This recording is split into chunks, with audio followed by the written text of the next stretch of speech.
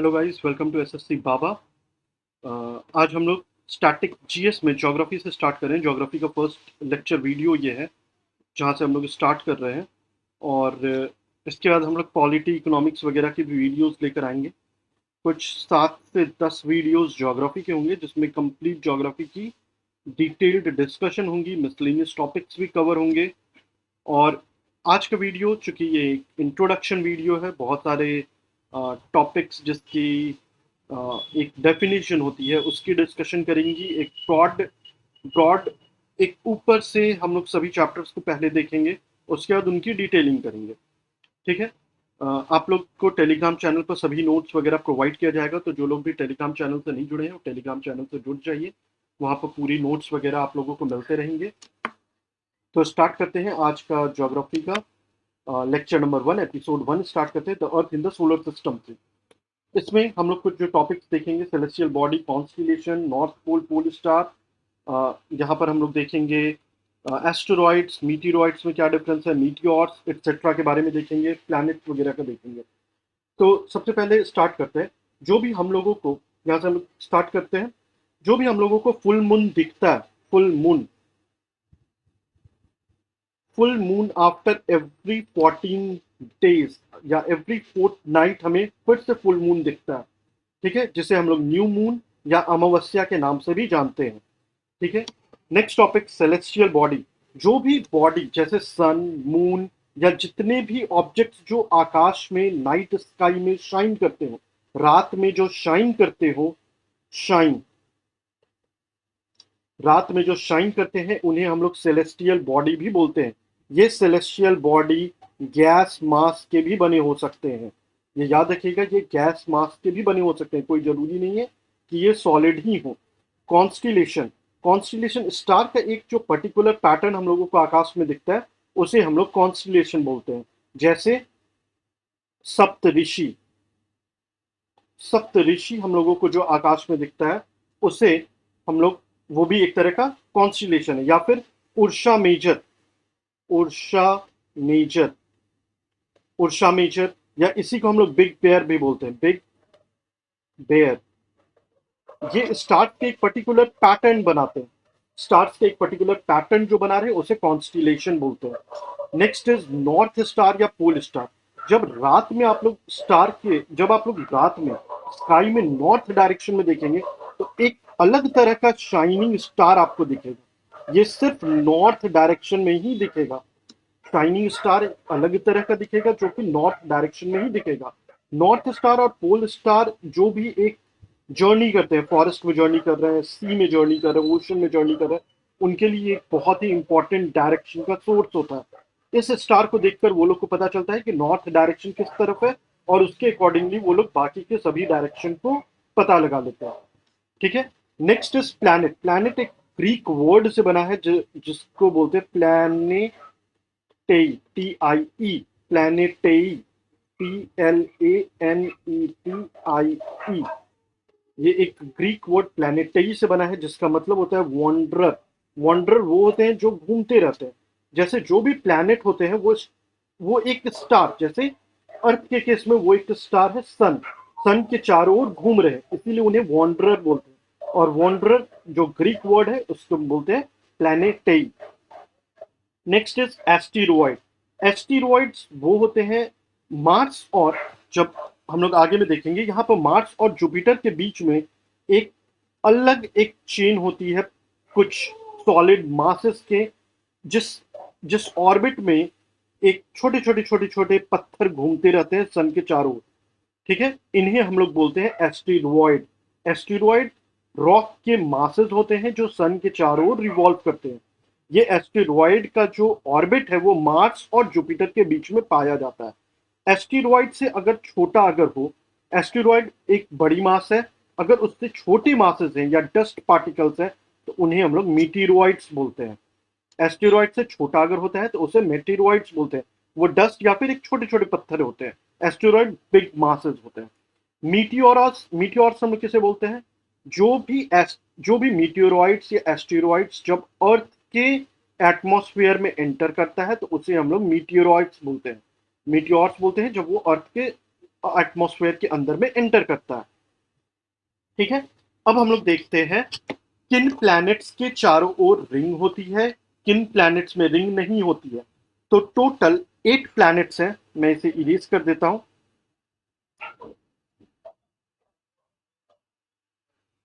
Okay, total 8 planets हैं। इन planets को कौन बताता है कि ये प्लैनेट होंगे या नहीं होंगे, या ये एस्टेरॉयड होगा? तो international astronomical union, IAU define करता है, international astronomical union IAU define करता है कि कौन सा एस्टेरॉयड या मीटोरॉयड या कौन सा रॉक की मास को हम लोग प्लैनेट में हम लोग ले रहे हैं। जैसे 2006 में प्लूटो को आईएयू ने प्लैनेट से हटाकर उसे ड्वार्फ प्लैनेट बना दिया, ड्वार्फ प्लैनेट बना दिया। इसका मतलब Pluto is no more a planet now. Total 8 planets हैं, Mercury, Venus, Earth, Mars, Jupiter, Saturn, Uranus और नेपच्यून। सो टोटल 8 प्लैनेट्स है। प्लूटो को इस लिस्ट से निकाल दिया गया है। ठीक है, किसने निकाला है? तो इंटरनेशनल एस्ट्रोनॉमिकल यूनियन ने 2006 में। ड्वार्फ प्लैनेट में एक और रॉकी मास आती है जिसको हम लोग बोलते हैं सेरेस, या इसी का जो एस्ट्रोनॉमिकल, जो एस्ट्रोनॉट या जो साइंटिस्ट या इस तरह की जो ऑर्गेनाइजेशन है, इन्हें UB313 के नाम से भी जानते हैं। ये भी एक ड्वार्फ प्लैनेट है। ओके, अब जुपिटर, यूरेनस और नेपच्यून, ये तीन ऐसे प्लैनेट्स हैं जिनके चारों ओर रिंग्स हैं। तो these planets have rings around them. कौन कौन से हैं? जुपिटर, सैटर्न और यूरेनस।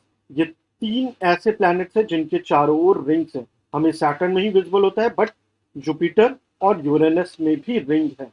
तो देयर आर 3 प्लैनेट जिनके रिंग होते हैं चारों ओर। नेक्स्ट इज कि अब हम लोग रोटेशन और रिवॉल्यूशन की बात करते हैं कि कौन से ऐसे प्लैनेट्स हैं जिनकी रोटेशन कितने दिनों की होती है या रिवॉल्यूशन कितने दिनों की होती है। रोटेशन का मतलब होता है कि वो लोग अपने एक्सिस पर कितने दिनों में एक रोटेशन कर लेते हैं, एक बार रोटेट हो जाते हैं अपने एक्सिस पर, उसे रोटेशन बोलते हैं। और सन के चारों ओर एक बार में कितने दिनों में घूम लेते हैं, उसे रिवॉल्यूशन बोलते हैं। तो रोटेशन के केस में जैसे अर्थ का 24 आवर्स में अर्थ रोटेट कर लेती है। कौन सा प्लैनेट है जिसकी मिनिमम होती है और कौन सा प्लैनेट है जिसका मैक्सिमम होता है? तो मिनिमम होता है जुपिटर का, and that is 9 hours and 56 minute. So minimum rotation time Jupiter लेती है और मैक्सिमम रोटेशन टाइम वेनस का होता है, विच इज 243 डेज। तो वेनस 243 डेज में रोटेट करता है। वही अगर हम लोग रिवॉल्यूशन की बात करें तो रिवॉल्यूशन ऑर्डर में है, मतलब सबसे कम रिवॉल्व करने में लेता है मरकरी और सबसे ज्यादा टाइम लेता है नेपच्यून। प्लूटो चूंकि प्लैनेट नहीं है इसलिए हम लोग उसको कंसीडर नहीं करेंगे। ठीक है, अगर हम लोग रिवॉल्यूशन की बात करें तो अर्थ की रिवॉल्यूशन टाइम होती है 365 डेज एंड ऑलमोस्ट 6 आवर्स। ठीक है, सबसे कम टाइम लेता है मरकरी और सबसे ज्यादा टाइम लेता है नेपच्यून। नंबर ऑफ मून्स की अगर बात करें तो अर्थ की एक मून होती है। ठीक है, सबसे कम मून मरकरी और वेनस का होता है, विच इज 0। मरकरी और वेनस में 0 मून्स होते हैं, अर्थ की एक मून है। और जुपिटर एंड सैटर्न की अकॉर्डिंग टू एनसीईआरटी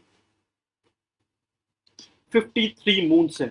तो जुपिटर और सैटर्न की 53 मून्स है, और वहीं अर्थ की एक मून है और मिनिमम मून है मरकरी और वेनस की, विच इज 0। ओके, यहां पर अब हम लोग कुछ और इंफॉर्मेशन देखते हैं। अर्थ ट्विन, किस प्लैनेट को अर्थ का ट्विन बोलते हैं? तो Venus is called Earth twin, Earth twin. Venus को बोलते हैं अर्थ ट्विन। अर्थ से मिलता जुलता एटमॉस्फेयर है, अर्थ से मिलता जुलता इसकी इन्वायरमेंट है। तो अर्थ ट्विन किसे बोलते हैं? वेनस को बोलते हैं अर्थ ट्विन। अर्थ की शेप को कहते हैं geoid. So the shape of the earth is called geoid. Moon के बारे में देखते हैं। अर्थ की जितनी डायमीटर है उसका 1/4 डायमीटर है मून का। तो moons diameter is 1/4 of the earth diameter. Moon के बारे में कुछ इंपॉर्टेंट फैक्ट देखते हैं मून के बारे में। मून अर्थ का सैटेलाइट है। इसका रोटेशन टाइम इज 27 days और इसका रिवॉल्यूशन टाइम, रिवॉल्यूशन मतलब अराउंड द अर्थ, वो कितने दिनों में अर्थ को रोटेट करता है, दैट इज ऑल्सो 27 days। और इसीलिए मून का ऑलवेज हम लोगों को एक फेस ही विजिबल होता है। हम लोग मून को जब भी देखेंगे तो ऑलवेज मून का एक ही फेस विजिबल होता है। उसका कारण ये होता है कि मून का rotation time and revolution time is same which is 27 days। Next is asteroid. Question exam में आया है कि एस्टेरॉइड किन दो प्लैनेट्स के बीच में सबसे ज्यादा पाए जाते हैं, तो that is Mars and Jupiter. Mars और जुपिटर के बीच में एस्टेरॉइड का रिंग पाया जाता है। ओके, ये जो पूरी सिस्टम है, ये जो पूरी अर्थ, द सन एंड एवरीथिंग, ये इस गैलेक्सी को बोलते हैं, this Galaxy is called milky Way Galaxy. Milky Way Galaxy, या इसी को आकाश गंगा भी बोलते हैं, आकाश गंगा। ठीक है, तो ये जो भी सोलर सिस्टम है, the Earth, moon, stars and all the planets, asteroids, ये आकाश गंगा या मिल्की वे गैलेक्सी के अंडर आता है। जो 8 प्लैनेट्स हैं, those planets are the Mercury, Venus, Earth, Mars, Jupiter, Saturn, Uranus and Neptune. आपको गैलेक्सी का नाम याद रखना है, galaxy is Milky Way galaxy और आकाशगंगा गैलेक्सी। आपको रोटेशन रिवॉल्यूशन के टाइम पीरियड याद रखने हैं। हमें मून का ऑलवेज वन फेस क्यों दिखता है, वो पोर्शन भी याद रखना होगा। हम लोग नेक्स्ट टॉपिक में आते हैं, लैटिट्यूड्स एंड लॉन्गिट्यूड्स। तो लैटिट्यूड्स एंड लॉन्गिट्यूड्स किसे बोलते हैं, तो ये हमारा एक अर्थ है, ये हमारा अर्थ का, ये एक अर्थ आपको दिख रहा है। अर्थ में जो भी हम लोग लैटिट्यूड जो होते हैं उसे हम लोग पैरेलल्स भी बोलते हैं। लैटिट्यूड्स को पैरेलल लाइन भी बोलते हैं। जितने भी लैटिट्यूड्स होते हैं, लैटिट्यूड्स मतलब ये जो हॉरिजॉन्टल लाइंस जो होते हैं, दीज आर लैटिट्यूड्स। लॉन्गिट्यूड्स जो भी वर्टिकल लाइंस है, एक पॉइंट से जो भी वर्टिकल लाइंस है, these are called the longitudes. So अगर एक अर्थ में ऊपर से वर्टिकल लाइंस हम लोग ड्रॉ कर रहे हैं, so these are longitudes. Longitudes parallel नहीं होती है, लेकिन लैटिट्यूड्स पैरेलल होते हैं।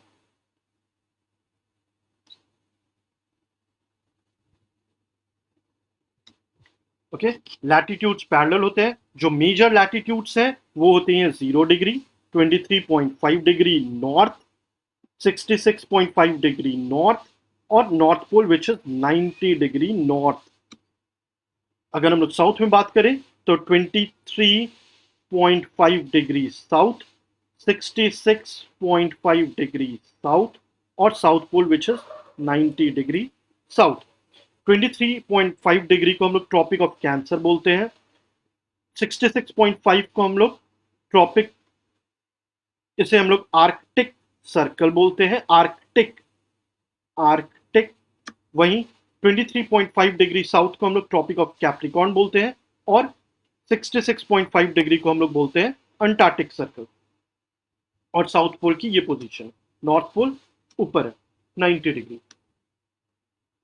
आपको याद रखने हैं, क्वेश्चन एग्जाम में आ चुका है कि विच लैटिट्यूड या लॉन्गिट्यूड्स में किसे हम लोग लाइंस ऑफ पैरेलल भी बोलते हैं। So latitudes are also called the lines of parallel, whereas longitudes are not the line of parallels. Next longitudes के बारे में देखते हैं। लॉन्गिट्यूड्स जैसा आपको इमेज में भी दिख रहा होगा, ये पैरेलल नहीं है क्योंकि ये नॉर्थ पोल पर यहाँ मिला है और उसी तरह से ये साउथ पोल पर भी मिला है, और ये कोई भी लाइन पैरेलल यहाँ नहीं है। जो भी 0 डिग्री होती है, हम लोग 0 डिग्री बाई डिफॉल्ट लिए हैं। 0 degree green which mean time या GMT बोलते हैं। जो ग्रीन विच से क्रॉस करती है उसे हम लोग 0 डिग्री बाई डिफॉल्ट साइंटिस्ट ने लिया है, और इसे हम लोग बोलते हैं prime meridian, PM, prime meridian. 0 degree के राइट साइड को हम लोग ईस्ट से डिनोट करते हैं और लेफ्ट साइड को वेस्ट से डिनोट करते हैं। सो ऑल दोज लाइंस जो कि 0 डिग्री के राइट में है वो ईस्ट से होता है, जैसे 1 डिग्री ईस्ट, 2 डिग्री ईस्ट, तो वैसे टोटल 180 डिग्री ईस्ट तक हम लोग जाएंगे, 180 डिग्री ईस्ट तक जाएंगे तो इस प्राइम मेरिडियन के पीछे का लाइन मिलेगा, और 180 डिग्री वेस्ट के साइड जाएंगे तो हमें पीछे प्राइम मेरिडियन के वेस्ट तक मिलेगा। So total there are 360 longitudinal lines, 360 longitudinal lines है प्राइम मेरिडियन के राइट साइड में, जिसे हम लोग ईस्ट से डिनोट करते हैं 180 लाइंस है, और लेफ्ट में 180। ओके, इसके और भी सेकेंड्स और मिनट्स वाले भी लाइन है, लेकिन हमें मेजर लाइन 1 डिग्री 2 डिग्री ही याद रखना है। जो भी इंडिया के ऑलमोस्ट एक बीचों बीच, ऑलमोस्ट वो एक बिल्कुल पक्का नहीं है, ऑलमोस्ट जो सेंटर से जाती है that is called 82.5 degree east, और इसे हम लोग IST इंडियन स्टैंडर्ड टाइम से भी डिनोट करते हैं। 82.5 डिग्री ईस्ट ये इलाहाबाद के क्लोज गुजरती है। ओके, सो 82.5 डिग्री ईस्ट जो है वो इंडिया के ऑलमोस्ट एक सेंटर लाइन है। हम लोग GMT से, ग्रीनविच मीन टाइम से 5 + 5 आवर्स 30 मिनट्स हम लोग अहेड है। प्लस का मतलब अहेड है। India is 5 hours 30 minutes ahead of GMT, Greenwich mean time से हम लोग 5 आवर्स 30 मिनट्स अहेड हैं। नेक्स्ट हम लोग मोशंस ऑफ द अर्थ के बारे में देखते हैं कि मोशन ऑफ द अर्थ किस तरह के होते हैं, कैसे होते हैं। मोशंस ऑफ द अर्थ में हम लोग सबसे पहले ये देखेंगे कि हमारा अर्थ किस तरह से टिल्टेड है। हमारा अर्थ बिल्कुल नॉर्थ पोल और साउथ पोल के अराउंड रिवॉल्व नहीं करता है, वो इक्वेटर से 66.5 डिग्री टिल्टेड है। हमारा अर्थ 66.5 डिग्री टिल्टेड है। यहाँ पर आपको दिख रहा होगा ये जो पॉइंट है यहाँ पर, so this point is north pole and this point is south pole.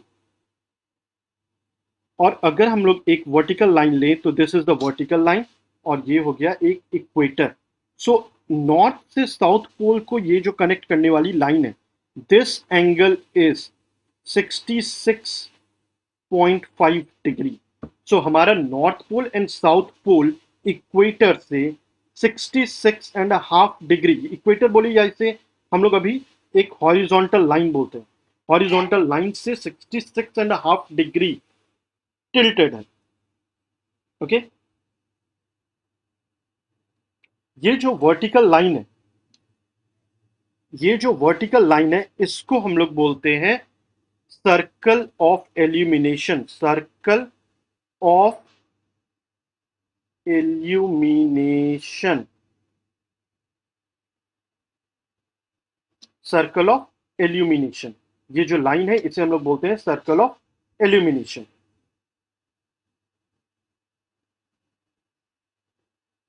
Okay, so next देखते हैं। सो हमारा अर्थ, यहाँ पर आपको जो कुछ पॉइंट्स याद करने वाले हैं वो ये है कि एक्सिस ऑफ द अर्थ जो कि एक इमेजिनरी लाइन होता है वो 66.5 degree orbital plane, orbital plane से 66.5 डिग्री टिल्टेड है। ये फर्स्ट पॉइंट आपको याद रखना है। सेकेंड पॉइंट कि जो भी सर्कल, जो भी ये लाइन है डे एंड नाइट का, मान लेते हैं कि सन अगर इस डायरेक्शन में, यहाँ पर अगर ये सन है तो ये जो लाइन है इसके इधर, इस लाइन के इधर डे टाइम होगा और इस लाइन के लेफ्ट में नाइट टाइम होगा। ये जो day and night deciding line है इसको हम लोग बोलते हैं सर्कल ऑफ इल्यूमिनेशन, और ये सर्कल ऑफ इल्यूमिनेशन हमारे एक्सिस से कोइंसाइड नहीं करता है। इस पॉइंट को आपको बिल्कुल याद रखना है कि ये सर्कल ऑफ इल्यूमिनेशन हमारे एक्सिस से कोइंसाइड नहीं करता है। ये एक डायग्राम है, इस डायग्राम को में कुछ कुछ पॉइंट्स है सोलिस्टिस एंड इक्विनॉक्स का, वो मैं पॉइंट बताते जा रहा हूं। यहां पर दिसंबर 21 और ये जो पॉइंट है दिसंबर 21 और 22 जिसको हम लोग सोलिस्टिस बोलते हैं, या फिर इसको हम लोग विंटर सोलिस्टिस बोलते हैं नॉर्दर्न हेमिस्फीयर में। सो अगर हम लोग इस वाले में नॉर्दर्न हेमिस्फीयर, ये है नॉर्दर्न हेमिस्फीयर और ये है सदर्न हेमिस्फीयर, अगर हम लोग नॉर्दर्न हेमिस्फीयर में बात करें तो यहां पर विंटर होगा, सदर्न हेमिस्फीयर में समर होगा। डायरेक्ट रेज की अगर हम लोग बात करें तो डायरेक्ट रेज जहां फॉल कर रहा है वो है ट्रॉपिक ऑफ कैप्रिकॉर्न। एग्जाम में SSC ने बहुत बार पूछ चुका है कि दिसंबर 21st 22nd या फिर जो विंटर सॉलिस्टिस है नॉर्दर्न हेमिस्फीयर में, उसमें डायरेक्ट रेस कहाँ फॉल करती है? ये फॉल करती है ट्रॉपिक ऑफ कैप्रिकॉर्न में। वही अगर हम लोग जून 21st और 22nd 20th एंड 21st की बात करें, जो कि समर सॉलिस्टिस है, समर सॉलिस्टिस है in the northern hemisphere. Northern hemisphere में समर सॉलिस्टिस है, इसमें डायरेक्ट रेस फॉल करती है ट्रॉपिक ऑफ समर सॉलिस्टिस में डायरेक्ट रेज जो फॉल करती है वो फॉल करती है tropic of Cancer. Direct rays of the sun summer solstice जो कि जून 20th और 21st है, वो कहां फॉल करती है? ट्रॉपिक ऑफ कैंसर में। और वही दिसंबर 21st और 22nd जो कि विंटर सॉलिस्टिस है नॉर्दर्न हेमिस्फीयर में, उसमें डायरेक्ट रेज फॉल करती है ट्रॉपिक ऑफ कैप्रिकॉर्न में। ओके, नेक्स्ट इज जो दो पॉइंट है मार्च 20th एंड 21st और सितंबर 22nd एंड 23rd, ये दोनों को हम लोग इक्विनॉक्स बोलते हैं। एसएससी में पूछ चुका है कि इक्विनॉक्स के टाइम पर सन की डायरेक्ट रेस कहां फॉल करती है? तो सन की डायरेक्ट रेस फॉल करती है इक्वेटर पर। सन की डायरेक्ट रेस फॉल करती है इक्वेटर पर। और वही नॉर्दर्न हेमिस्फीयर में इस टाइम स्प्रिंग हो रहा होता है, स्प्रिंग सीजन। और सितंबर 22nd एंड 23rd को नॉर्दर्न हेमिस्फीयर में ऑटम ऑटम सीजन हो रहा होता है। तो इस तरह से जो भी हमारा अर्थ का रिवॉल्यूशन है अराउंड द सन, उसमें विंटर नॉर्दर्न हेमिस्फीयर में आपको दिख गया, स्प्रिंग नॉर्दर्न हेमिस्फीयर में दिख गया, आपको यहां पर समर नॉर्दर्न हेमिस्फीयर में दिख गया, और ऑटम नॉर्दर्न हेमिस्फीयर में दिख गया। अगर हम लोग इसका रेसिप्रोकल कर देंगे तो सदर्न हेमिस्फीयर में उसी तरह से मिलेगा। So revolution of the earth around the sun decides कि कौन सा सीजन अभी होगा। So that is decided by the season. ये जो ऑर्बिट है जिसमें ये सन रोटेट कर रही है, ये जो ऑर्बिट है जिसमें ये सन रोटेट कर रही है, this orbit is elliptical orbit. Elliptical elliptical orbit जो सन के अराउंड अर्थ रोटेट कर रही है, दैट इज इलिप्टिकल ऑर्बिट। अगर हम लोग सिर्फ यहां northern hemisphere and southern hemisphere की बात करें, तो northern hemisphere and southern hemisphere में अगर हम लोग नॉर्दर्न हेमिस्फीयर को देखें, इस पॉइंट को देखें, नॉर्दर्न हेमिस्फीयर, तो इन दोनों टाइम पीरियड में मतलब दिसंबर 21st टू और 22nd से लेकर जून 20th 22nd तक, इस टाइम तक हमारा नॉर्थ पोल, ये नॉर्थ पोल या फिर आर्कटिक सर्कल पूरी नाइट होती है, पूरी नाइट टाइम होती है। और वही अंटार्कटिक सर्कल, यहाँ पर अंटार्कटिक सर्कल दिखेगा, अंटार्कटिक सर्कल इस टाइम तक पूरी day. So for all these 6 months Arctic circle, इसके ऊपर आर्कटिक सर्कल, इन पूरे टाइम फेज में आर्कटिक सर्कल में नाइट हो रहा होता है 6 महीने, और फिर इस फेज में आर्कटिक सर्कल में डे हो रहा होता है। वहीं रेसिप्रोकल दिसंबर 20th से 22nd, दिसंबर 21st और 22nd से लेकर जून 20th 21st तक अंटार्कटिक सर्कल में डे टाइम हो रहा होता है, और यहां के बाद अंटार्कटिक सर्कल में नाइट स्टार्ट हो जाता है फॉर 6 months। ओके, नेक्स्ट हम लोग मैप्स के बारे में देखते हैं, किस तरह के मैप्स वगैरह आपको मिलते हैं। तो 3 तरह के बेसिकली मैप्स मिलते हैं हम लोगों को। The first one is called the physical map, political map and thematic map. तो इन 3 तरह के मैप्स के बारे में बेसिकली हम लोगों को जानना है, या जो इंपॉर्टेंट है। फिजिकल मैप वो होती है जो कि रिलीफ फीचर्स के बारे में बताए। फिजिकल मैप्स वो होते हैं जो रिलीफ फीचर्स के बारे में बताए। रिलीफ फीचर्स मतलब mountains, rivers, oceans, plains, plateaus, इस तरह के फीचर्स को बताने वाले को फिजिकल मैप बोलते हैं। पॉलिटिकल मैप वो होते हैं जिसमें cities, towns, villages, countries, capitals, states, boundaries, इन सब चीजों को बताने वाले को पॉलिटिकल मैप बोलते हैं। थीमेटिक मैप वो होते हैं जो कि road, rainfall rainfall etcetera map पे शो करने वाले को थीमेटिक मैप बोलते हैं। ओके, मैप में 4 कार्डिनल पॉइंट्स होते हैं। बाय डिफॉल्ट ऊपर के डायरेक्शन को हम लोग बोलते हैं नॉर्थ, नीचे के डायरेक्शन को बोलते हैं साउथ, राइट साइड में this is east, left side में this is west. Okay, map जो आपको ऐसे फ्लैट दिख रहा है ये एक्चुअली फ्लैट होता नहीं है। क्यों? क्योंकि मैप में हम लोगों ने फ्लैट कर दिया, but earth is not actually the flat. तो ये जो पॉइंट आपको इधर दिख रहा होगा ये रशिया का है। This is joined by Alaska in the west. तो ये दोनों पॉइंट एक्चुअली अगर आप ऐसे सर्कल अगर बनाते हो तो these two points are joined. Okay, तो आपको ये याद रखना है। तो these two points are joint. ये जो आपको अभी मैप दिख रहा है this is the physical map. वहीं नीचे में आपको ये जो मैप दिख रहा है this map is the political map. इसमें आपको कंट्रीज के नाम वगैरह दिख रहे हैं। तो physical and political map. Next हम लोग देखते हैं कुछ कुछ इंपॉर्टेंट। ओके, नेक्स्ट हम लोग देखते हैं कि कुछ कुछ इंपॉर्टेंट मैप्स पर रिवर्स वगैरह के बारे में देखते हैं। लेकिन उसके पहले हम लोग डोमेन देखते हैं अर्थ का। पूरी अर्थ में आपको दो चीजें दिख रही होंगी, इधर आपको कॉन्टिनेंट दिख रहे हैं, कॉन्टिनेंट या फिर लैंड मास बोले, कॉन्टिनेंट दिख रहे हैं, या फिर आपको ओशन बॉडी दिख रही है, ओशन। तो अब आपको कॉन्टिनेंट दिखेंगे या फिर आपको ओशन बॉडी दिखेगी या वाटर बॉडी दिखेगी। इन दो चीजों से हमारा अर्थ का पूरा डोमेन बना हुआ है। ओके, अर्थ के सरफेस को बोलते हैं लिथोस्फेयर, लिथोस्फेयर अर्थ के सरफेस को। एटमॉस्फेयर बोलेंगे जो एयर बॉडी है, जो अर्थ के चारों ओर जो एक एयर एनवेलप है उसे हम लोग एटमॉस्फेयर बोलेंगे, एटमॉस्फेयर। और हाइड्रोस्फेयर बोलेंगे वाटर बॉडी को, hydrosphere. Hydrosphere is the water body.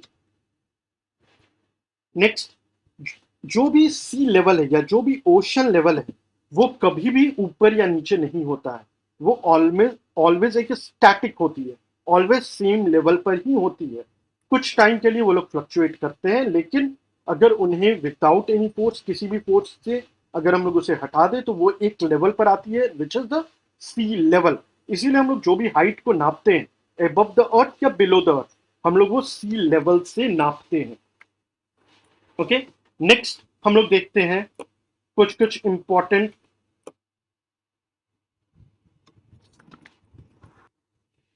Next हम लोग कुछ कुछ इंपॉर्टेंट अर्थ डोमेन पर इंपॉर्टेंट माउंटेन्स या प्लेट्यूज के बारे में देखते हैं। सबसे पहले आपको इंडिया का पता रखना होगा कि दिस आपको रेड पेन से दिख रहा है, this is the Himalaya. So Himalaya India और तिब्बत और चाइना को जो डिफ्रेंशिएट कर रहा है, इंडिया हो गए इवन पाकिस्तान के साथ भी। तो ये जो आपको रेंज दिख रही है दिस इज द हिमालय। ये एक यंग फोल्ड माउंटेन है, Himalaya is a young fold mountain. Next is आपको यूएसए में या नॉर्थ अमेरिका में अगर मैं बताऊं, इधर है वेस्ट, ईस्ट, नॉर्थ और साउथ। यहां पर आपको एक माउंटेन के रेंज दिख रही है, this is called the Rocky mountain, ROCKY mountain, Rocky mountain. North America में ही, नॉर्थ अमेरिका के ईस्टर्न बाउंड्री पर एक माउंटेन चेन है जिसको बोलते हैं Appalachian, APPALACHIAN, Appalachian mountain. Appalachian mountain ये आपको नॉर्थ अमेरिका के, ग्रीन से मैं मार्क कर रहा हूं, नॉर्थ अमेरिका के, ब्लू से कर देता हूं, नॉर्थ अमेरिका के ईस्टर्न कोस्ट पर है। रॉकी माउंटेन नॉर्थ अमेरिका के वेस्टर्न कोस्ट पर है। Next is Andes mountain, south America के वेस्टर्न कोस्ट पर जो माउंटेन रेंज है this is called Andes, ANDES, ANDES। यहां पर ये है रॉकी साउथ अमेरिका का, एप्लाशियन आपको यहां मैप में दिख रहा है, एंड इंडिया के पास आपको ये जो दिख रही है दिस इज हिमालय। अफ्रीका के नॉर्थ वेस्टर्न पार्ट पे जो माउंटेन है that is called Atlas, Atlas mountain. Africa के नॉर्थ वेस्टर्न में आपको जो दिख रहा है that is called the Atlas mountain. Europe में अभी रेड पेन से जो मैंने मार्क किया है this is called the Alps, ALPS, Alps mountain. Alps Europe में है। यूरोप और एशिया को डिफ्रेंशिएट करने वाला जो माउंटेन चेन है उसे हम लोग बोलते हैं Ural, URAL, Ural mountains. Europe और एशिया को जो बांटता है उस माउंटेन को बोलते हैं यूरल, URAL। अफ्रीका के साउथ पार्ट में जो माउंटेन चेन है इसको बोलते हैं ड्रैकेंसबर्ग, ड्रैकेंसबर्ग,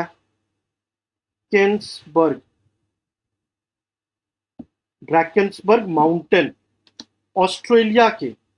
ऑस्ट्रेलिया के जो ईस्टर्न कोस्ट पर है इसको बोलते हैं great dividing range, great dividing range. तो ये कुछ इंपॉर्टेंट माउंटेन्स के उरल्स, ब्लू पेन से ध्यान दीजिएगा, Urals. Next is Alp, Atlas, Drakensberg, great dividing range, Himalaya, Andes, Rocky और एप्लाशियन।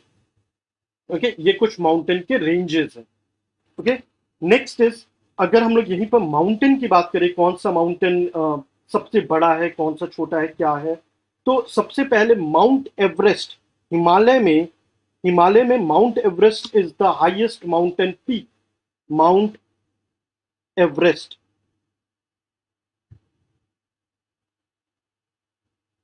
Mount Everest is the highest mountain peak, Mount Everest.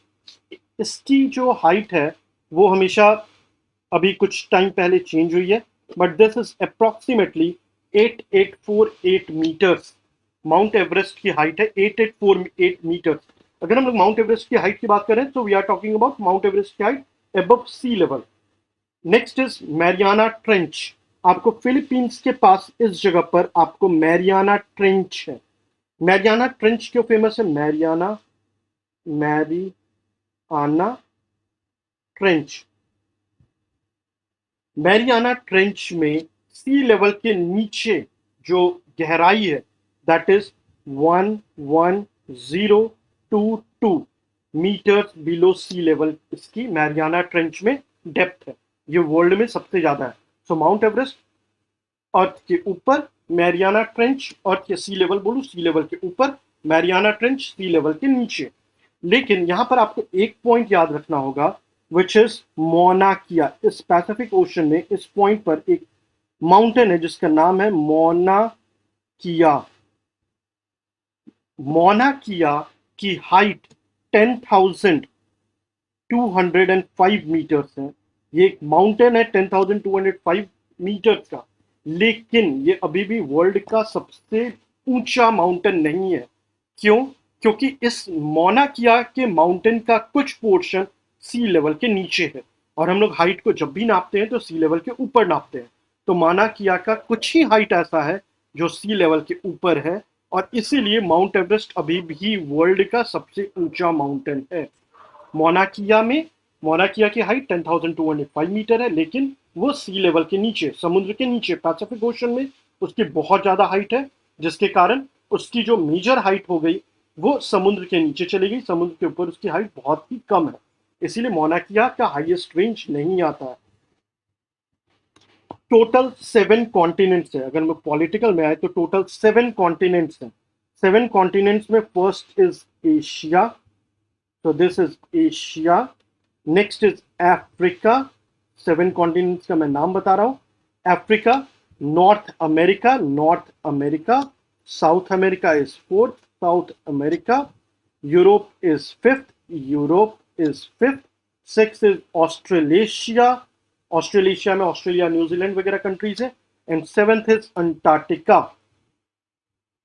तो ये 7 कॉन्टिनेंट्स है टोटल। इन 7 कॉन्टिनेंट्स में ये एक इक्वेटर की लाइन हो गई।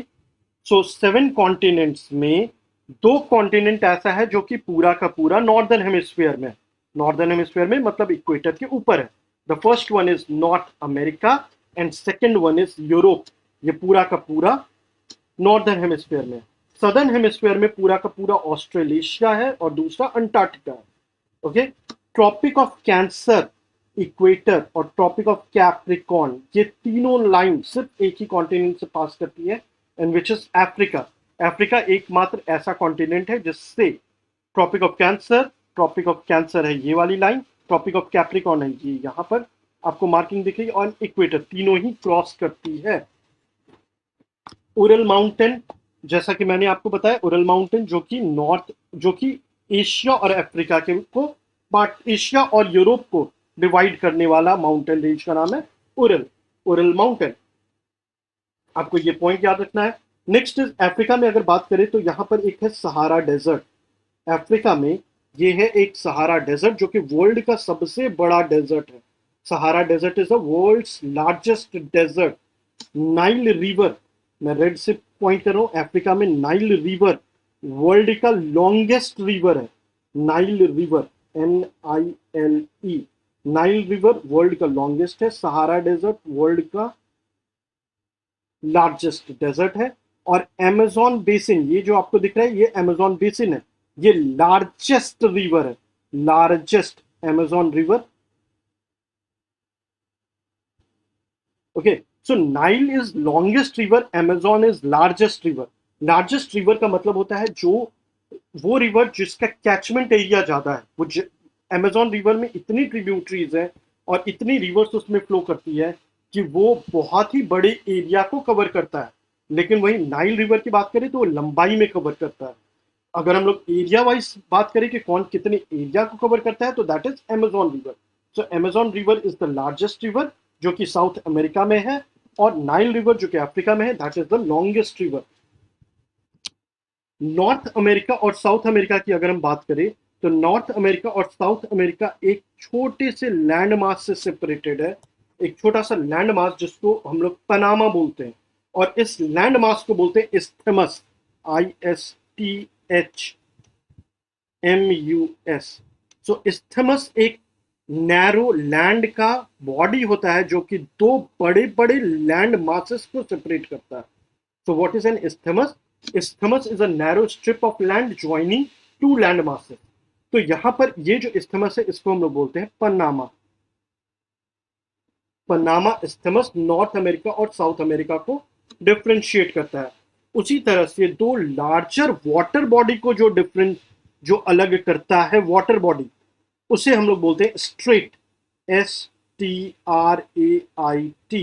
सो पाक स्ट्रेट, आपको यहां जो इंडिया और श्रीलंका के बीच में पाक स्ट्रेट दिख रहा है, पाक, PALK, पाक स्ट्रेट दिख रहा है, ये दो वाटर बॉडी को डिफ्रेंशिएट करता है। एक वाटर बॉडी है इंडियन ओशन और दूसरी वाटर बॉडी है बे ऑफ बंगाल। यहाँ है बे ऑफ बंगाल और यहाँ पर है Arabian Ocean. So bay of Bengal और इंडियन ओशन को जो डिफ्रेंशिएट करता है उसे हम लोग वो वाटर बॉडी को स्ट्रेट नाम देते हैं, STRAIT। ये एक नैरो पैसेज है, स्ट्रेट एक नैरो पैसेज है जो दो वाटर बॉडी को डिफरेंशिएट करता है। इस्थमस भी एक नैरो पैसेज है जो दो लैंड मासेस को डिफरेंशिएट करता है। ओके, तो आपको इन सब पॉइंट्स को याद रखने हैं। जैसा कि बताया था नाइल रिवर और अमेजोन का, तो आपको नाइल रिवर का यहाँ पर दिख रहा होगा, this is the longest river, और अमेजोन बेसिन इज द, और Amazon river is the largest basin, largest catchment area. So largest river की अगर बात हो तो अमेजोन रिवर, अगर लॉन्गेस्ट रिवर की बात हो तो नाइल रिवर। अब हम लोग नेक्स्ट देखते हैं, हम लोग अर्थ के बारे में, हम लोग ब्लू प्लैनेट, मतलब हम लोग यहाँ पर ओशंस के बारे में देखते हैं, किस तरह कितने ओशंस वगैरह हैं। तो टोटल 5 ओशंस हैं। 5 ओशंस में the first one is the Arctic Ocean, first one is Arctic Ocean, second one is Atlantic Ocean, third one is Pacific Ocean, fourth one is Indian Ocean, and fifth one is the Southern Ocean. So total 5 ocean है। 5 ocean का नाम, the Arctic Ocean, Atlantic Ocean इसे मत कर दीजिएगा, this is the Southern Ocean. By the common name we know it by the Southern ocean. Arctic Ocean, Atlantic ocean, Pacific ocean, Indian ocean और southern ocean. जो Atlantic ocean है ये एक S shape में, जो पैसिफिक ओशन है वो एक ट्रायंगुलर शेप में, आपको ऐसे एक ट्रायंगल दिख रहा है।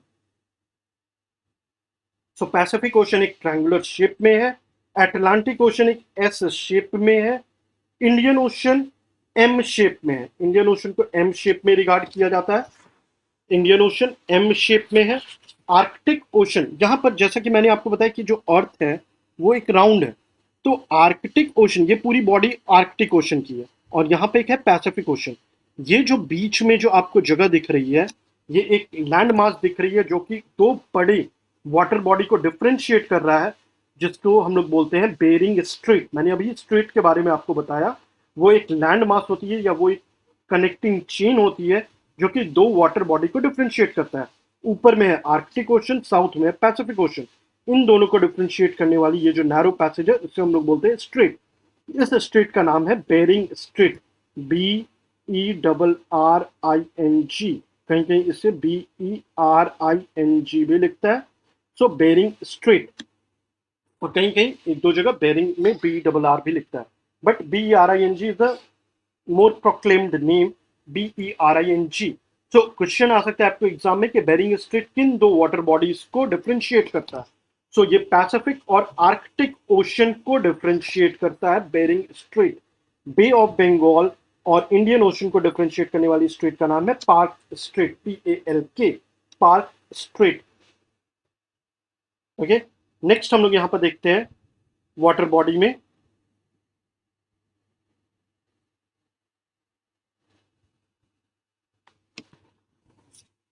नेक्स्ट हम लोग वाटर बॉडी में देखते हैं कुछ इंपॉर्टेंट सी वगैरह का। इसके हम लोग बाद में भी डिस्कशन करेंगे, लेकिन एक जस्ट एक ओवरव्यू आपको यहाँ पर ये जो दिख रहा है, this is bay of Bengal. Next is Arabian ocean, Tasmanian sea, यहाँ पर ये है चाइना सी, इस जगह आपको फिलीपींस सी दिख रही होगी। यहाँ पर आपको बेरिंग सी, बेरिंग मतलब जापान के ईस्टर्न साइड में, और यहीं से यूएसए भी स्टार्ट हो जाता है क्योंकि अर्थ एक ग्राउंड है। दिस इज बेरिंग सी, और इस स्ट्रेट को बोलते हैं Bering strait, Bering strait. Mediterranean sea आपको यहाँ पर दिख रहा होगा, मेडिटेरेनियन सी, जो कि यूरोप यूरोप और अफ्रीका के बीच में जो है, दिस इज द मेडिटेरेनियन सी। और इस तरह से जो भी सीज वगैरह के होंगे हम लोग उसके बारे में डिटेल में बाद में देखेंगे। इस पोजीशन पर है कैरिबियन सी, एटसेट्रा। ओके, अब हम लोग चलते हैं नेक्स्ट एक इंपॉर्टेंट डिस्कशन पर, which is the major land forms, जिसमें हम लोग डिस्कस करेंगे मेजर लैंड फॉर्म्स में प्लेट्यूज, माउंटेन्स और इन सब चीजों के बारे में। तो यहाँ पर माउंटेन्स के बारे में जैसा कि हम लोगों ने देखा, तो माउंटेन्स दो तरह के होते हैं। जो बेसिक जो माउंटेन्स के बारे में हम लोग देखेंगे, फर्स्ट वन इज, माउंटेन्स को बहुत तरह से बहुत साइंटिस्ट ने क्लासिफाई किया है, लेकिन कुछ जो इंपॉर्टेंट माउंटेन्स हम लोग उसको देखते हैं। मैं आपको दो से ज्यादा भी बता देता हूँ कि किस तरह से। The first one is called the fold mountain. Fold mountain is the first mountain. Fold mountain में क्या होता है कि दो लैंड मास या दो ओशन बॉडीज ऐसे अपने आप को स्क्वीज करती है ताकि बीच से एक सेडिमेंट्स राइज करती है और एक माउंटेन का शेप ले लेती है, उसे बोलते हैं फोल्ड माउंटेन। फोल्ड माउंटेन भी दो तरह के, एक है young and second is old. तो दो तरह के फोल्ड माउंटेन है, young and old. Young mountain में जो कुछ यंग माउंटेन है वो है हिमालय। तो एग्जाम में आ सकते हैं कि Himalaya is a young fold mountain. Second is Alps. मैंने आपको पहले बताया था एल्प्स का है, इस पोजीशन पर एल्प्स है, हिमालय है यहाँ। तो these are the young fold mountains. Old fold mountains कौन से हैं? The first one is the Aravalli. Aravalli आपको मैप में दिख रहा है, अरावली इज द, वो राजस्थान पंजाब वगैरह के एरिया में जो है वो अरावली है। नेक्स्ट ओल्ड फोल्ड माउंटेन में कौन से हैं? अपलाशियन। ये जो आपको यहाँ पर नॉर्थ अमेरिका में दिख रहा है, दिस इज द अपलाशियन, ये एक ओल्ड फोल्ड माउंटेन है। नेक्स्ट इज उरल, जो कि एशिया और यूरोप को डिफरेंशिएट करता है, Ural. This is Appalachian and this is Alp. So these three are the basic examples of old fold mountains. Next हम लोग देखते हैं block mountain. Second is block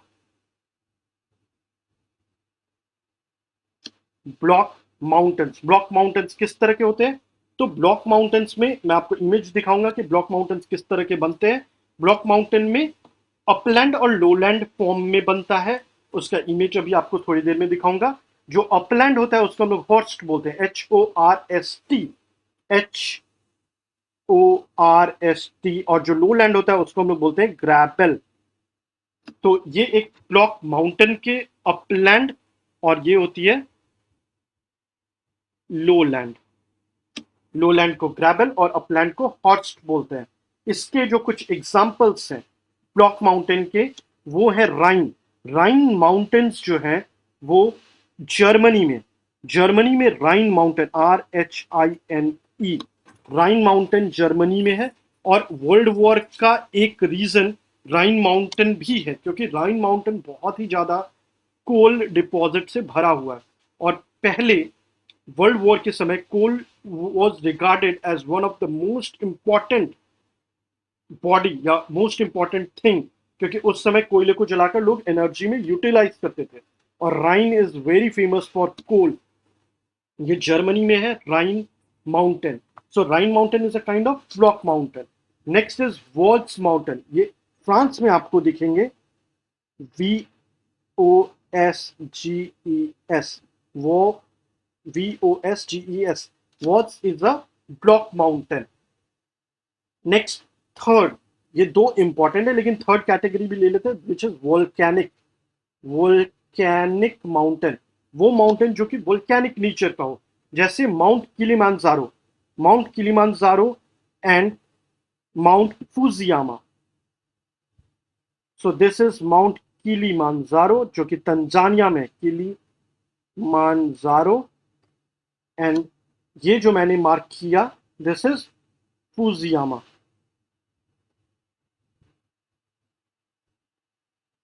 mount Fujiyama और माउंट किलिमांजारो, ये दोनों वोल्केनिक माउंटेन्स हैं, mount Fujiyama and mount Kilimanjaro. ये mount Fujiyama जो कि जापान में, और माउंट किजियामा, सॉरी माउंट किलिमांजारो, ये तंजानिया में, तंजानिया, तंजानिया एक कंट्री है अफ्रीका में। सो वहां पर आपको माउंट किलिमांजारो है, और माउंट फुजियामा जापान में। ये वोल्केनिक माउंटेन का नेचर है। अब मैं आपको ब्लॉक माउंटेन का दिखाता हूं। इस तरह की ब्लॉक माउंटेन्स होती है, जिसमें इस तरह का एक ब्लॉक माउंटेन होता है, जिसमें अपलैंड को हम लोग होस्ट बोलते हैं और लोलैंड को ग्रैबल बोलते हैं। अब हम लोग नेक्स्ट इंडिया के बारे में जानते हैं, इंडिया का लैंड फीचर वगैरह, या इंडिया का left to right, right to left क्या है। ओके, सबसे पहले मैं यहाँ पर मार्किंग कर देता हूँ। North is this one, south, east and west. Okay, तो इंडिया के बारे में हम लोग देखते हैं। इंडिया का total area 3.28 million square kilometre का है। तो total area is 3.28 million square kilometre. India का टोटल एरिया है 3.28 million square kilometre. From Kashmir to Kanyakumari, ये जो लेंथ है, this is approximately 3200 kilometre. From Kashmir north to south Kanyakumari. From east to west, this length is 2800 kilometer. From Arunachal Pradesh ये point है, and this is Kutch. So this is 2800 kilometer.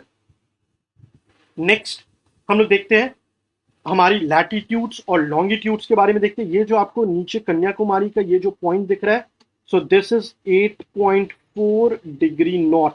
North इसलिए क्योंकि ये equator के ऊपर है। And जो top most position है, दिस इज 37.6 डिग्री नॉर्थ। वहीं अगर हम लोग ईस्ट टू वेस्ट की बात करें, सो this point is 68.7 degree east. East इसलिए क्योंकि जीएमटी के हम लोग राइट साइड में, ईस्टर्न डायरेक्शन में। और this point Arunachal Pradesh is 8, this is 97.25 degree east, 97.25 degree east. Indian standard time is, ये एक इंडियन स्टैंडर्ड टाइम यहाँ पर आपको दिख रहा होगा, दिस इज 82.5 डिग्री ईस्ट। और हम लोग जीएमटी से 5 आवर्स और 30 मिनट्स अहेड है, इसीलिए इसमें प्लस साइन का यूज करते हैं। ओके, नेक्स्ट हम लोग देखते हैं इंडिया के 7 नेबरिंग कंट्रीज। 7 नेबरिंग कंट्रीज मतलब 7 नेबरिंग कंट्रीज जो कि लैंड मासेस से जुड़े हुए हैं। First one is Afghanistan. यहाँ पर आपको एक नैरो दिख रही होगी यहाँ, this is Afghanistan. So Afghanistan is first. Second one is Pakistan, जो इंडिया के 7 कंट्रीज जो कि बॉर्डर शेयर करती है इंडिया के साथ, उसका first one is Afghanistan, AFG लिख देता हूँ। Second one is Pakistan, third one is China, fourth one is Nepal, fifth one is Bhutan, sixth one is Myanmar and seventh one is Bangladesh.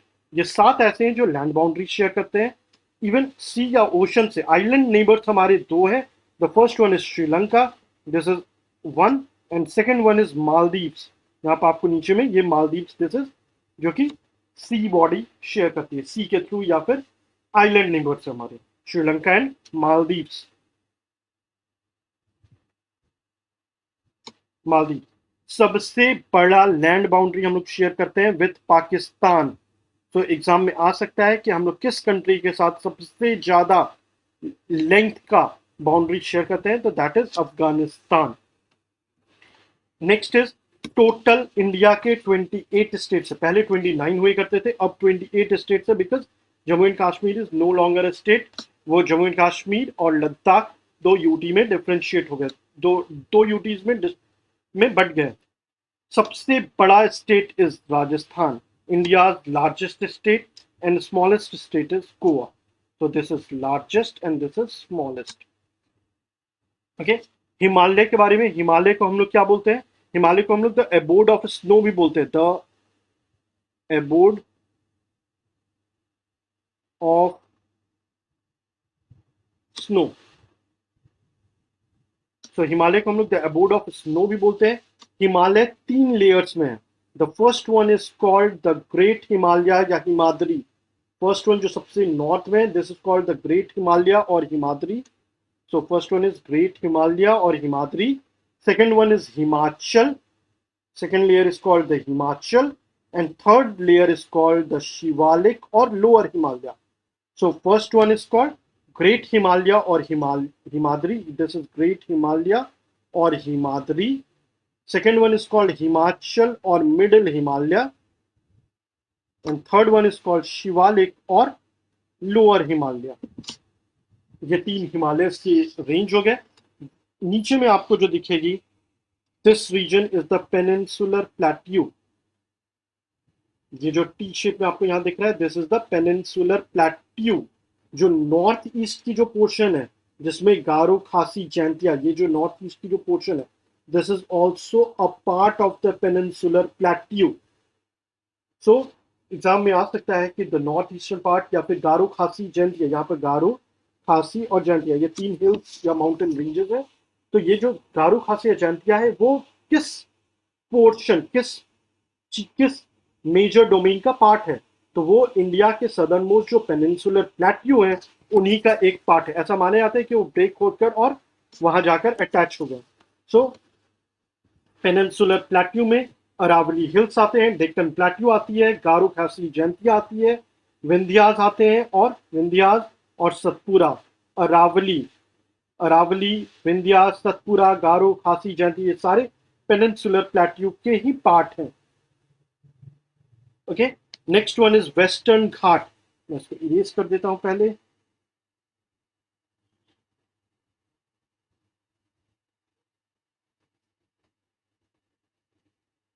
Okay, so this is the western ghat. Western ghat continuous ghat है, वही eastern घाट broken घाट है, कुछ दूर है कुछ दूर नहीं है। Western ghat is the continuous ghat. So western ghat को सह्याद्री भी बोलते हैं, SHAADRIS,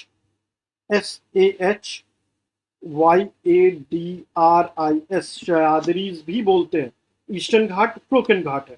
नेक्स्ट वन इज जो आपको बांग्लादेश के सदर्न पार्ट में या इंडिया के वेस्ट बंगाल के जो सदर्न पार्ट में दिख रहा है, this is known as Sundarbans. Sundarbans या यहीं पर सुंदरबन डेल्टा है। ये गंगा और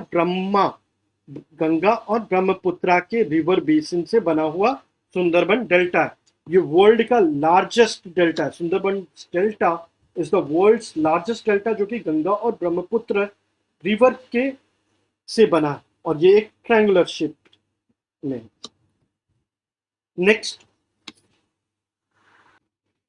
नेक्स्ट हम लोग इंडिया के क्लाइमेट और वेजिटेशन के बारे में देखते हैं, और किस तरह के वाइल्ड लाइफ इस जगह पर है। ओके, सो इंडिया के वेजिटेशन को बहुत अलग अलग तरह से ब्रेक किया गया है, लेकिन हम लोग यहाँ पर मेजरली 5 तरह से जानेंगे। The first one is the tropical evergreen forest. Tropical evergreen rain forest के नाम से भी जाते हैं, या फिर ट्रॉपिकल एवरग्रीन फॉरेस्ट या tropical rain forest. Tropical evergreen forest क्यों है? बिकॉज यहाँ पर बहुत ही हेवी रेनफॉल होती है। मैं जो भी पॉइंट बोल रहा हूँ आप नोट कर सकते हैं। ट्रॉपिकल एवरग्रीन फॉरेस्ट में बहुत ही हेवी रेनफॉल होती है। ये इतना डेंस फॉरेस्ट होता है कि शायद ही सनलाइट इसके ग्राउंड को टच करे। यहाँ के जो ट्रीज होते हैं उनका लेंथ 60 मीटर्स तक का होता है। ट्रीज का लेंथ 60 मीटर्स तक का होता है। ये एवरग्रीन इसलिए है क्योंकि यहाँ के ट्रीज अलग अलग सीजन्स में अपने लीव्स को शेड करती है। वो एक बार में शेड नहीं करती है, कोई ऑटम में करती है, कोई स्प्रिंग में करती है, कोई विंटर में करती है, और इसीलिए हमेशा यहाँ पर आपको एवरग्रीन ही दिखेगा। यहाँ के जो मेजर ट्रीज हैं वो है मैगोनी, इबोनी या रोज वुड। ये हार्ड वुड होती हैं, ये यहाँ के मेजर वुड्स हैं। किस रीजन में ये मिलता है? तो ये आपको अंडमान निकोबार में मिलता है, पार्ट्स ऑफ नॉर्थ ईस्ट में मिलता है, वेस्टर्न स्लोप ऑफ वेस्टर्न घाट, ये जो आपको वेस्टर्न घाट है, वेस्टर्न घाट के वेस्टर्न स्लोप पर लेफ्ट साइड में आपको मिलता है। ओके, सो आपको ये जो आपको दिख रही है, these are the tropical evergreen forest. Next is tropical deciduous forest. तो tropical deciduous forest, tropical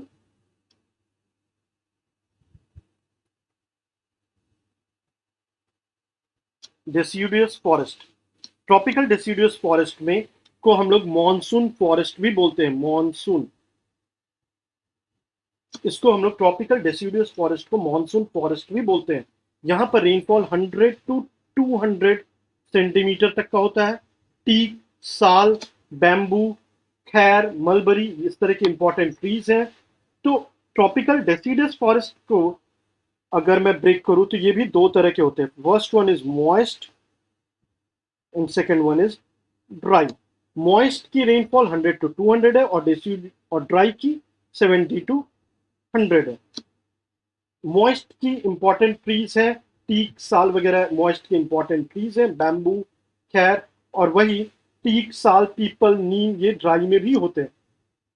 okay, अगर मैं रीजन की बात करूं तो ये जो ड्राई डेसिडुअस फॉरेस्ट है ये बिहार के कुछ पार्ट, यूपी और कुछ पेनिनसुलर प्लेट्यू के भी कुछ पार्ट में मिलता है। ओके, अगर हम लोग बेसिक अगर बात करें तो इसको हम लोग ट्रॉपिकल डेसिडुअस इसलिए बोलते हैं क्योंकि यहाँ के जो ट्रीज हैं ये एक सीजन के पर्टिकुलर टाइम पर ही सभी ट्रीज अपने लीव्स को शेड करते हैं, जो कि ट्रॉपिकल एवरग्रीन में अलग अलग टाइम पर करते थे, ट्रॉपिकल डेसिडुअस में एक ही टाइम पर करते हैं। इंपॉर्टेंट रीजन्स यूपी है, एमपी है, यूपी, एमपी, बिहार, झारखंड, छत्तीसगढ़ की कुछ पोर्शन, ओडिशा भी है, छत्तीसगढ़, ओडिशा, पार्ट्स ऑफ महाराष्ट्र में भी है। तो ये एक इसके इंपॉर्टेंट रीजन है जहां पर ट्रॉपिकल डेसिडुअस फॉरेस्ट होते हैं। थर्ड जो इंपॉर्टेंट वेजिटेशन की जो टाइप है which is the thorny bushes. Thorny bushes desert area में मिलती है। Okay,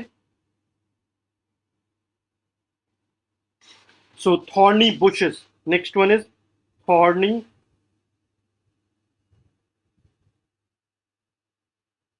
bushes. Thorny bushes dry areas में मिलती है। यहाँ पर थॉर्नी बुशेस के जो प्लांट्स होते हैं या ट्रीज होते हैं उनके अपने लीव्स नहीं होते हैं, क्योंकि जितना ज़्यादा प्लांट्स में लीव्स होगा उतना ज़्यादा इवेपोरेशन के थ्रू उनके बॉडी से वाटर कंटेंट निकलेगा। तो थॉर्नी बुशेस में जो प्लांट्स होते हैं वो अपने लीव्स को कस्टमाइज कर लेते हैं, एडेप्ट कर लेते हैं इनटू थॉर्न्स, कांटे की तरह। इसलिए कैक्टस में कांटा होता है। अगर आप लीव देखो और कैक्टस का कांटा देखो, कांटा मतलब उसकी एरिया कम हो जाएगी तो इवेपोरेशन, उनके बॉडी से वाटर कंटेंट कम निकलेगा। ठीक है, इंपॉर्टेंट जो थॉर्नी बुशेस के हैं वो हैं कैक्टस है, खैर है, बबूल है, इस तरह के हैं। किस एरिया में मिलता है? तो राजस्थान, हरियाणा का कुछ पार्ट, ईस्ट, ये जो वेस्टर्न घाट है उसके ईस्टर्न साइड में, ईस्टर्न स्लोप ऑफ वेस्टर्न घाट में बहुत कम पानी पड़ता है और इसीलिए उस जगह पर मिलता है। गुजरात के कुछ पोर्शन में मिलता है। इस इन सब जगह में इन जितने भी ये ट्रीज हैं इनकी जो रूट्स होते हैं वो बहुत ही डीप होती है, सो दैट कि वो डीप, जितना ज़्यादा डीप होगा वो वाटर कंटेंट को नीचे से ले पाएंगे। Okay, next one is mountain vegetation. हम लोग अब माउंटेन वेजिटेशन के बारे में देखते हैं। माउंटेन वेजिटेशन यहाँ पर 1500 से 2500 मीटर एबव सी लेवल के जो ट्रीज होते हैं वो माउंटेन वेजिटेशन में आते हैं। इनके ट्रीज को कॉनीफेरस बोलते हैं। कॉनीफेरस, कॉनीफेरस, कॉनीफेरस इसलिए क्योंकि इनकी जो ट्रीज होती है वो कोन शेप में होती है। कोन शेप में इसलिए होती है कि जो भी स्नो उन पर पड़े या जो भी वाटर उन पर पड़े वो नीचे गिर जाए। उस पर अगर कोई लीफ पर अगर स्नो पड़ा हुआ रहेगा तो उनके लीव्स खराब हो जाएंगे। तो यहाँ के ट्रीज अपने आप को एक कोन शेप में अडॉप्ट कर लेती है। इससे फायदा ये होता है कि जो भी स्नो वगैरह होती है वो नीचे स्किड डाउन हो जाती है, वो स्लिप डाउन हो जाती है। यहाँ के जो इम्पोर्टेंट प्लांट्स हैं वो हैं या ट्रीज हैं वो है चीर, पाइन, देवदार। देवदार ये कुछ इम्पोर्टेंट प्लांट्स हैं या ट्रीज हैं जो कि माउंटेनियस रीजन में है। मैनग्रोव फॉरेस्ट सुंदरबन, सुंदरबन के कुछ एरियाज में और अंडमान के कुछ एरियाज में मैनग्रोव फॉरेस्ट मिलता है। ये फॉरेस्ट मैनग्रोव इसलिए बोलते हैं क्योंकि ये सलाइन वाटर में होता है, सलाइन वाटर में होती है, इसीलिए इसको मैनग्रोव भी बोलते हैं। ओके, अब हम लोग यहाँ के कुछ इम्पोर्टेंट वाइल्ड लाइफ के बारे में जान जाते हैं जो कि इम्पोर्टेंट है एग्जाम के लिए। फर्स्ट वाइल्ड लाइफ जो कि हमें जानना है विच इज द गिर लाइन। ओके, तो फर्स्ट वन इज गिर फॉरेस्ट में, ये जो आपको यहाँ गिर फॉरेस्ट दिख रहा है यहाँ पे एशियाटिक लाइन, एशियाटिक लाइन इस रीजन में जो कि गिर फॉरेस्ट में ये बहुत ही फेमस है। द ग्रेट इंडियन डेजर्ट, ये जो ग्रेट इंडियन डेजर्ट है इस एरिया में कैमल्स, यहाँ पर Asiatic lion. Next is run of Kutch में वाइल्ड एसेस, यहाँ पर ये जो रन ऑफ कच्छ है यहाँ पर wild asses. The next one is Himalayan region में wild goat, snow leopard, snow